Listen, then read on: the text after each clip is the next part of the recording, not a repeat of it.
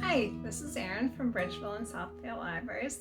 Today I'm going to show you how to make my grandma's recipe for an apple pie.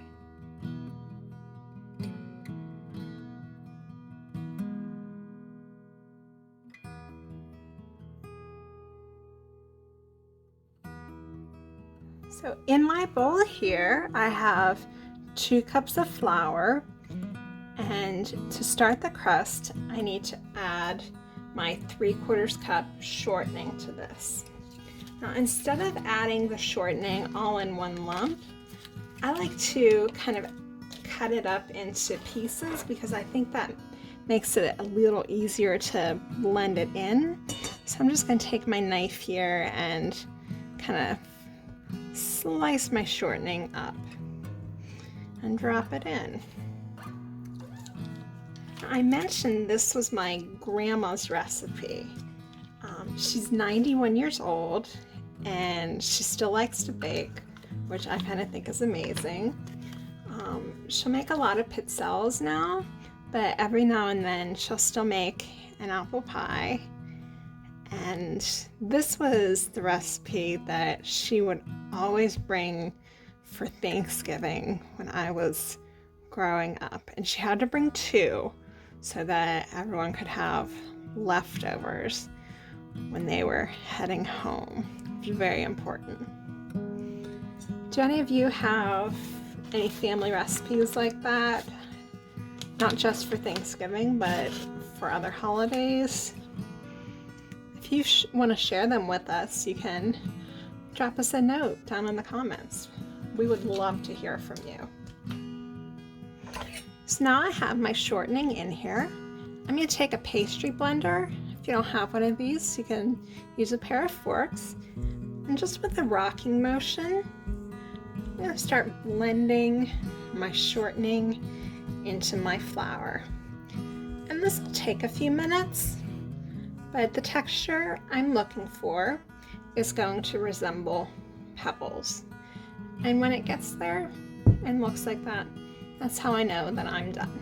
Now my shortening has been blended into my flour, so I'm going to add my 4 teaspoons of ice water, and then I'm actually going to mix it in by hand. So I'll just add 1, and I'm not going to add them all in the same place,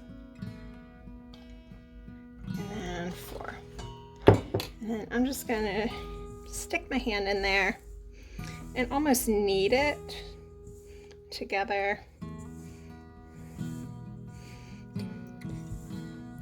until it comes together as a dough. So you can kind of see it's starting to retain the water now, and I'm just going to keep going until I have a really soft, very flaky dough, and it's getting there already. So I just need to make sure it's taking in all these little pieces.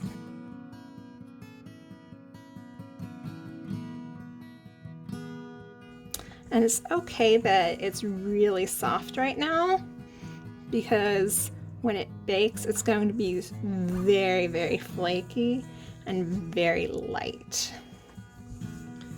So what I'm going to do after I have all this sort of pressed into a ball is I'm actually going to wrap this in some wax paper, and then I'm going to rest it in the fridge for half an hour at least.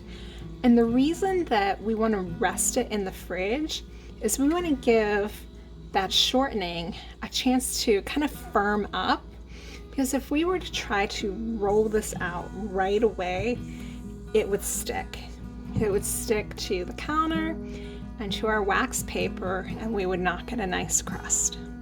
So we're going to let it rest, and then we're going to make our crusts. For this pie, you'll need 6 apples. I usually use 2 different kinds, or 3.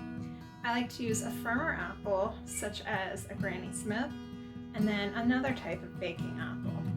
I recommend avoiding the delicious types because they're a very soft eating apple, and when you cook them, they'll disintegrate into your pie. To prepare your apples, you want to peel them, and I just used a vegetable peeler. Then you want to core them and cut them into eighths, and then you're going to slice them very thinly. And slicing them thinly helps them to cook quicker when they're within your pie.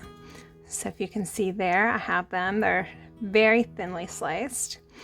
And then once you have all of your apples prepared and your dough has finished resting, then it's time to start assembling your pie and putting everything together. So here I have my bottom crust all rolled out and in my pie plate, and I am ready to start filling my pie. Now, I'm going to start with my flour sugar mixture, tablespoon flour, 1/4 cup sugar, and I'm going to put a generous amount in the bottom of my pie. And what this mixture does is it sort of helps absorb the liquid that seeps out of the apples when they're cooked in the oven, because they let out the moisture that the apples naturally retain. And we put that in between the layers of the apples that we put in the pie to, like I said, to help absorb all of that moisture. So I'm just putting some apples in here, and if you notice, the ones around the edge I'm putting so that the rounded part kind of faces the rounded edge, and that's to sort of help stop them from poking through the side of my pie. But other than that, I'm just kind of, piling them in. And one layer is so that I can't really see the bottom. So I can still sort of see through. So I'll pile a few more apples in there. Alright, so that looks good for my first layer. And then I'm just going to take my flour sugar mixture. Again, just sprinkle a little bit on there, and then I'll keep going with that. Apples, flour sugar mixture, apples, until I run out of apples and reach the top. So I have my apples in here. It's filled to the top. I didn't use all of my flour sugar mixture, which is fine. Now for this top layer, I put some cinnamon on it to finish it off. I'm going to go ahead and roll out my top crust, and then there's some finishing things that I'll do after the top crust is on. Here is my pie with the top crust attached. To make the edges, I just went along and crimped them together, and I rubbed the top here with some milk. I stayed away from the edges because if I put milk on the edges, they would just burn.